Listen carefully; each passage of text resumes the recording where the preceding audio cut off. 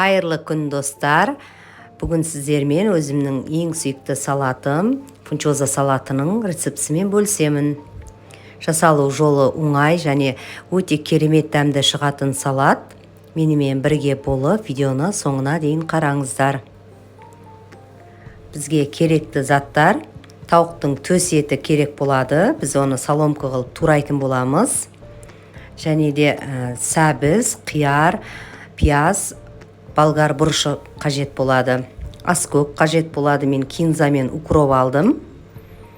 Тұз, бір чеснок керек болады.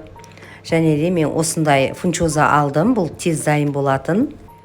Фунчозаға арналған осындай приправаны қосатын боламын. Төс етімізді соломка қылып турап аламыз. Жұқалап.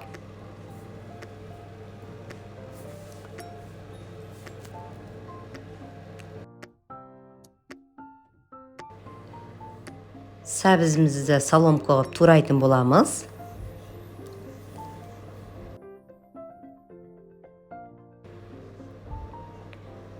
Болгар бұрышымызды тураймыз осылай соломка қылып. Пиязымызды осылай ортасынан бір бөліп, видеодағыдай қылып турайтын боламыз. Қиярымызды соломка қылып тураймыз.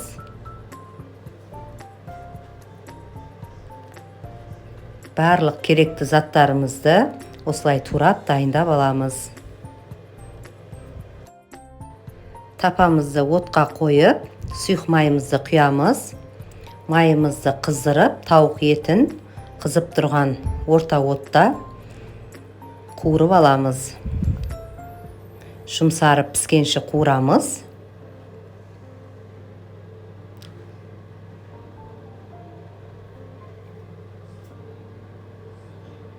Үстіне пиязымызды қосамыз. Пиязымызды қосып, тағы да пиязымыз қызарғанша қуыратын боламыз.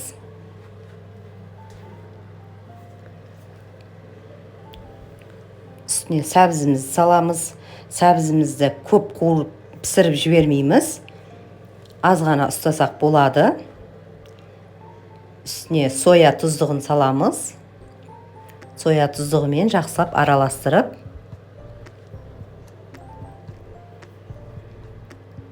осы жерде болгар бұрышын қосатын боламыз. Болгар бұрышында көп ұстамаймыз отта.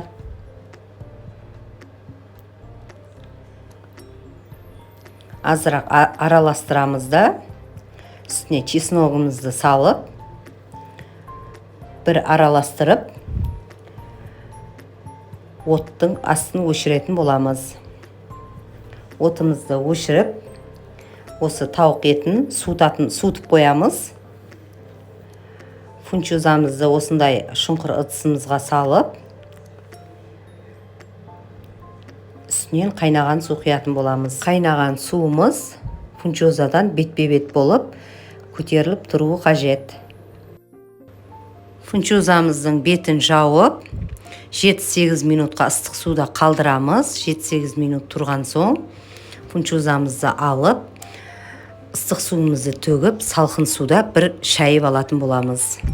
Шайып алған фунчозаларымыздың үстіне жаркамызды салатын боламыз.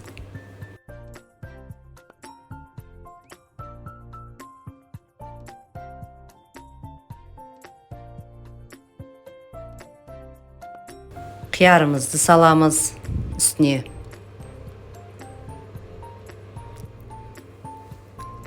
Аскөгімізді саламыз.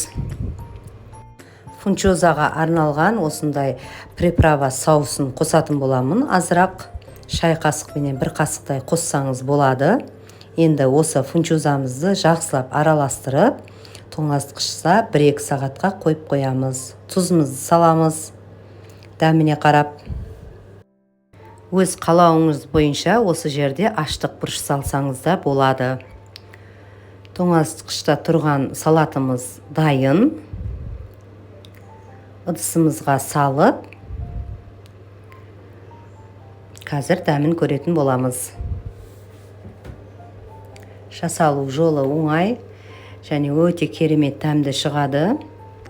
Жасап көруге кеңес етемін. Үстіне әсемдік үшін осындай кинза қосамын. Және де күнжут себетін боламыз бетіне. Біздің салатымыз дайын. Жасап көріңіздер. Менімен бірге болғандарыңыз үшін рахмет. Мені қолдап, менің каналымды қолдап, лайк басып, пікір қалдыруды ұмытпаңыздар.